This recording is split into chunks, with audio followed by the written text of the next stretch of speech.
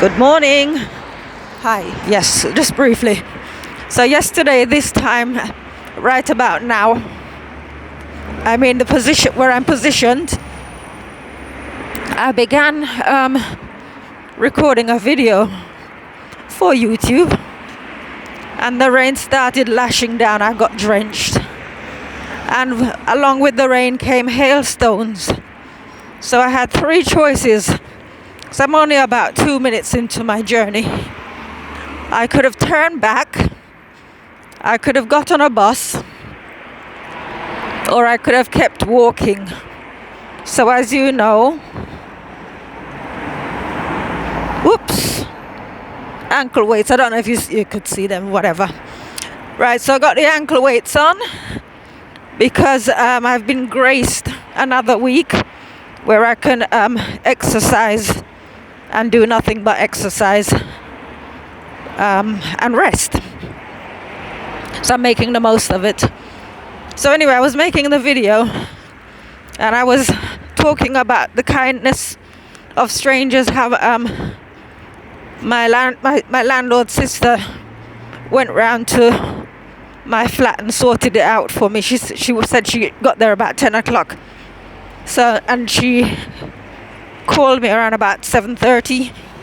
She just got home, so she committed 9 hours of her day to doing that for me because I hadn't been able to get back in 1 year due to the nature of the situation with my sister and the fact that I was working right round the clock, and also that the flat had developed mold. So what she did was she bagged up all my belongings, my clothes, my shoes, etc. And she's taken some of them home with her for safekeeping.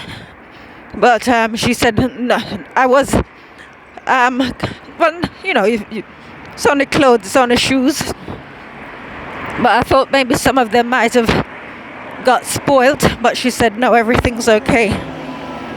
So that's good news, I guess. But I was talking about that she actually committed herself to doing that. I'm gonna have to slow down because I'm huffing and puffing already. Alright, so this is a continuation of what I was gonna say. So today's Friday, and a week ago, I've got to make a confession. Sometimes I will deliberately say things to people to not necessarily to test them, but so that in future I can pull that card. If they pass the test, then great. If they don't pass the test, same difference. But for me,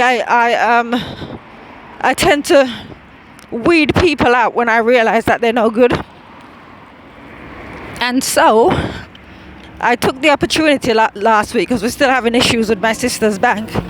I went in last Thursday with paperwork and everything and said, look, cause she's got tens of thousands of pounds and they think she's vulnerable, and so they're not freeing up our money. So I went in and I said to them, can you at least pay her bills? Because they've stashed their money away in a secret savings account or whatever. So we don't have access. And the money she has coming in on a monthly basis isn't enough even to pay her rent. So I said to somebody, I won't say who or what capacity this person, I know this person in.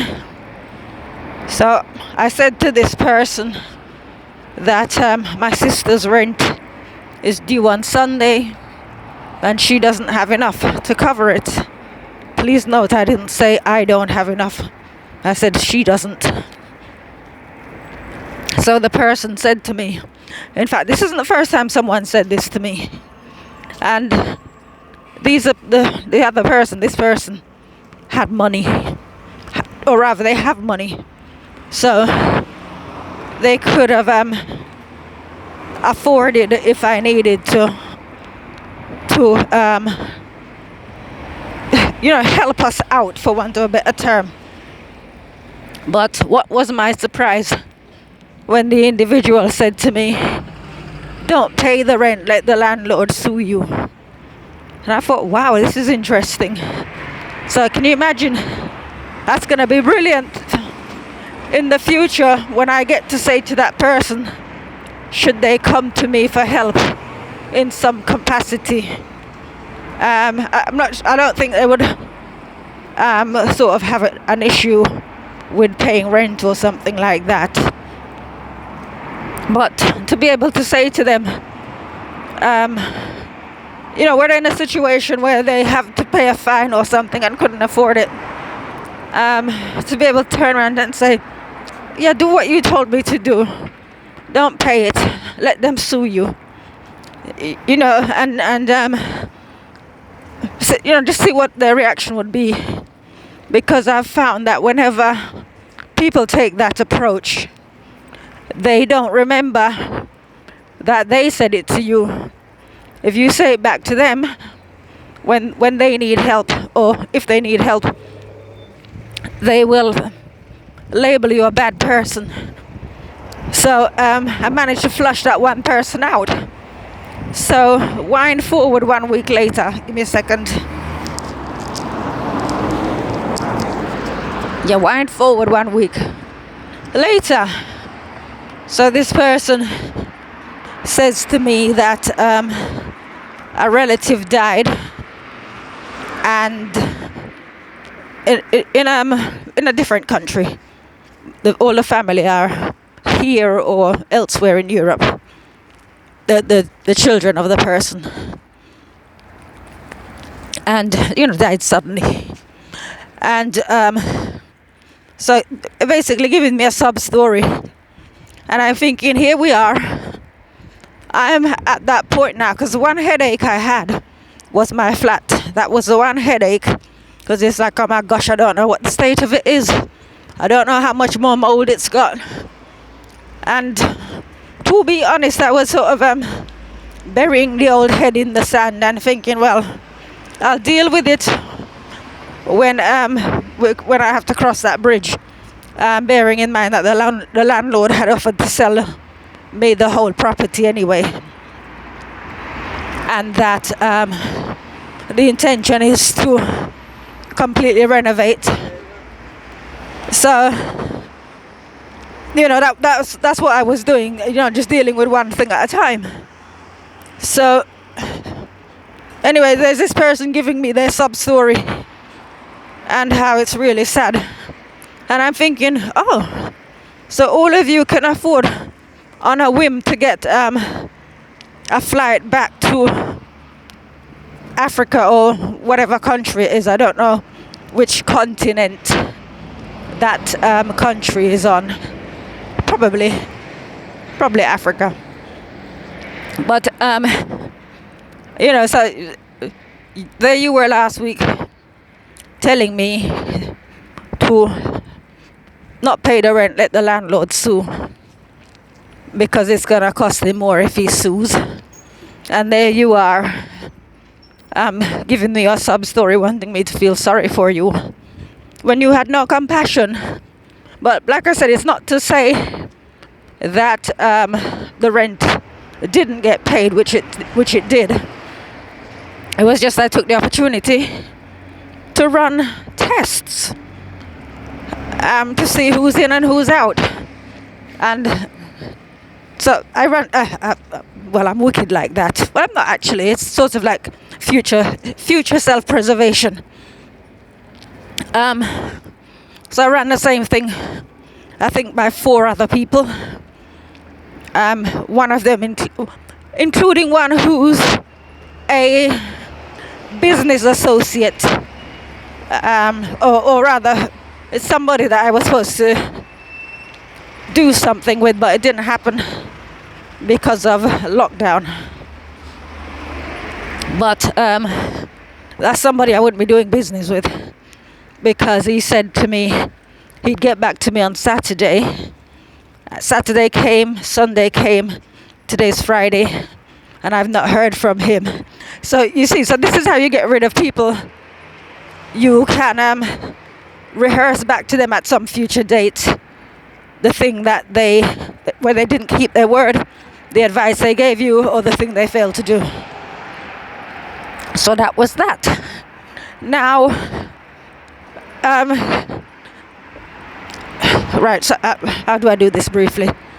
All right, so this person now, the same one who had the bereavement, actually,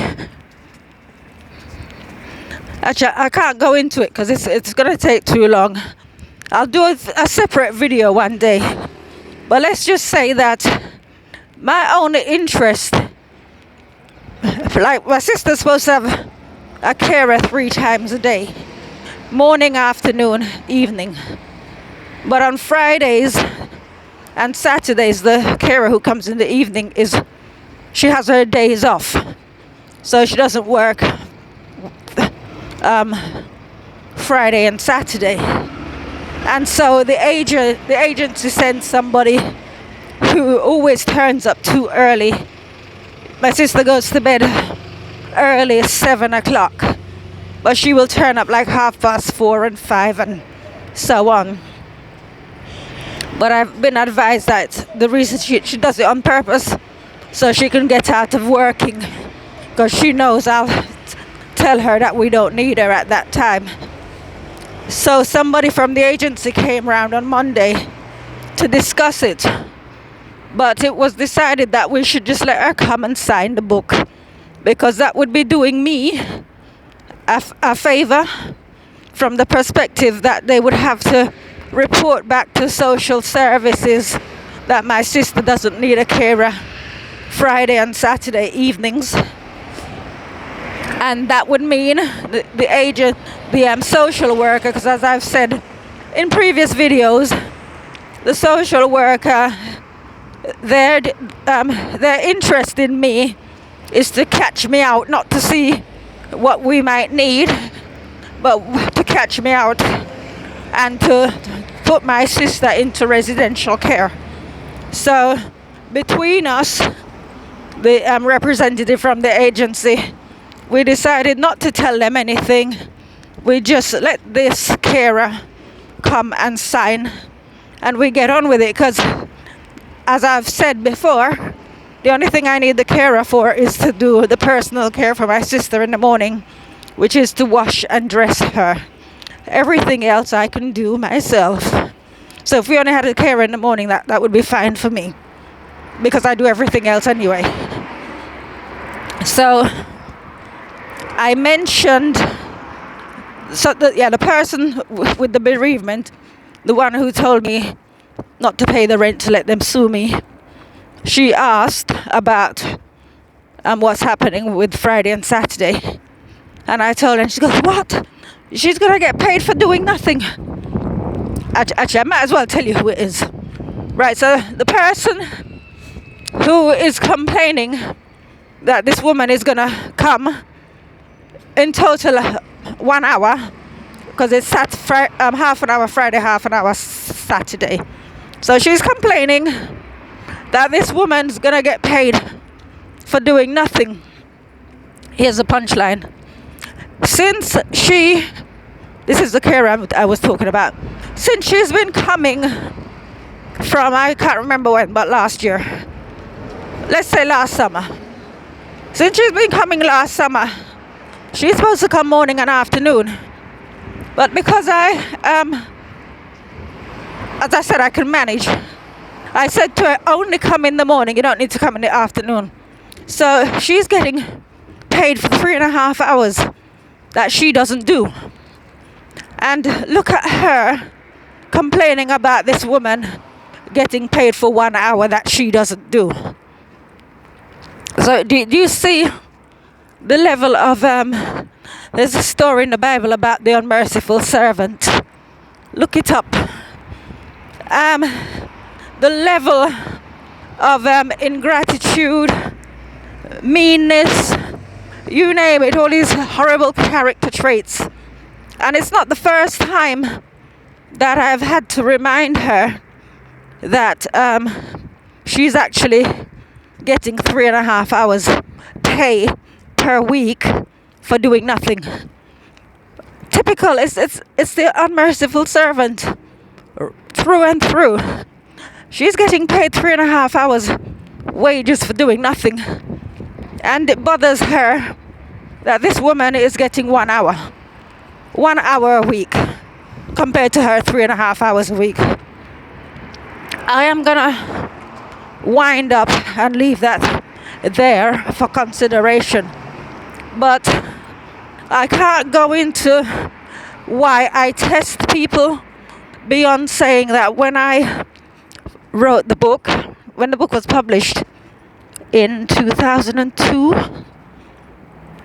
much to my surprise, there are people I know and people I know in passing who have never said hello to me, who are getting in touch with me because they'd found out that I'd had a book published